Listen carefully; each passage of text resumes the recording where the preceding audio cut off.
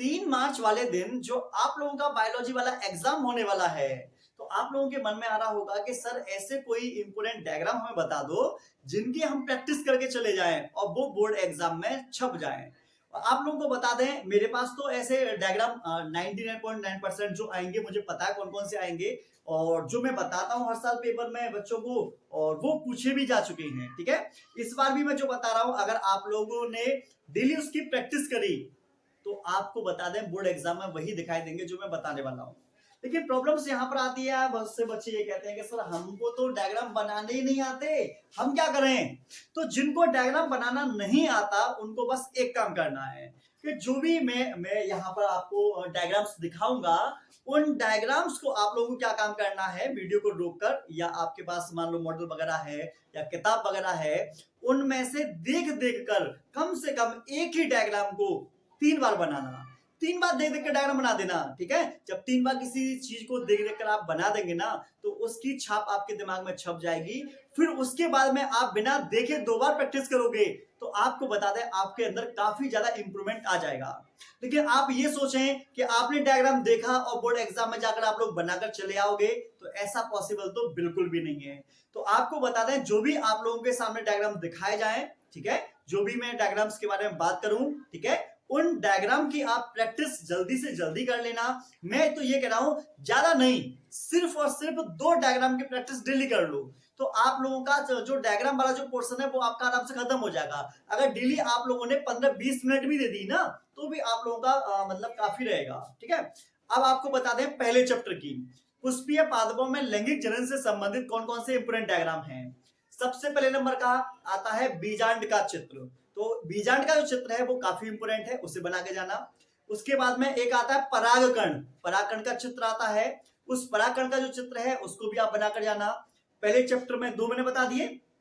तीसरा नंबर अपरिपक्व भ्रूण कोश का चित्र, ये भी काफी बार पूछा जा चुका है। ठीक है, या तो अपरिपक्व परागकोश का आएगा या फिर परिपक्व परागकोश का आएगा या स्फुटित परागकोश जिसे बोल देते हैं।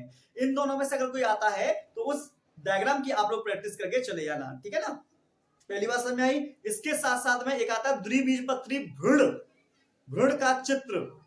तो आपको बता दें पिछले साल मतलब 2024 में जो द्विबीजपत्री भ्रूण का जो चित्र है वो पेपर में पूछा गया था। ठीक है, हो सकता है इस बार रिपीट हो जाए, लेकिन इस प्रश्न को आप याद करके जरूर जाना।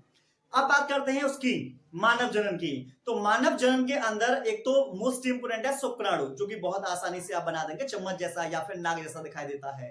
ठीक है, शुक्राणु बहुत काम का है। कमेंट में करके बताना कि शुक्राणु के अंदर कितने गुणसूत्र होते हैं, सब लोग कभी कभी कमेंट करो। ठीक है, उसके बाद में जो गर्ल्स होती हैं उनके अंदर होता है अंडाणु या ग्राफिन पुटिका या अंडाशय, है ना, या उसके साथ मादा जनन तंत्र। ये जो मैंने 4 नाम बोले हैं, ये 4 नाम बहुत ज्यादा इंपोर्टेंट हैं। कौन कौन से? अंडाणु इंपोर्टेंट है, अंडाणु को प्रैक्टिस करके आना, ग्राफिन पुटिका की प्रैक्टिस करके जाना, उसके साथ साथ में अंडाशय के चित्र की प्रैक्टिस करके जाना, उसके साथ साथ में आपको मादा जनन तंत्र जो है उसकी भी कर लेना और स्तन ग्रंथि का भी कर लेना, क्योंकि 2023 में स्तन ग्रंथि का भी आया था। ठीक है ना, यहां तक कोई दिक्कत तो नहीं है आप लोगों को। जैसे आप थोड़ा सा और आगे बढ़ेंगे, ठीक है, तो एक आता है उसको नाम वो है डीएनए, जेनेटिक्स में आता है डीएनए का नामांकित चित्र बनाओ। भाई डीएनए तो बार बार रिपीट किया जा रहा है, तो आपको बता दें डीएनए का जो चित्र है उस डीएनए के चित्र की आप प्रैक्टिस जरूर करना, जिससे कि पेपर में आ जाए तो आप लोग बता सको। और कमेंट में सब लोग बच्चे जवाब देना कि डीएनए का जो डीएनए का जो चित्र था या डीएनए का जो डायग्राम है, मॉडल है, वो किसके द्वारा दिया गया। ठीक है, तो आप जवाब दे देना वाटसन और क्रिक के द्वारा दिया गया था। ठीक है ना, ये तो मैंने आपको बता दिया है। और भी क्वेश्चन पूछूंगा, ये आपका हो गया। उसके साथ साथ में एक डायग्राम और है जो पेपर में रिपीट हो रहा है, उसको बोलते हैं न्यूक्लियोसोम मॉडल। क्या बोलेंगे? न्यूक्लियोसोम मॉडल के किस तरीके से डीएनए जो होता है वो न्यूक्लियो मतलब कि जो हिस्टोन प्रोटीन होती है उसके चारों तरफ लिपटा रहता है।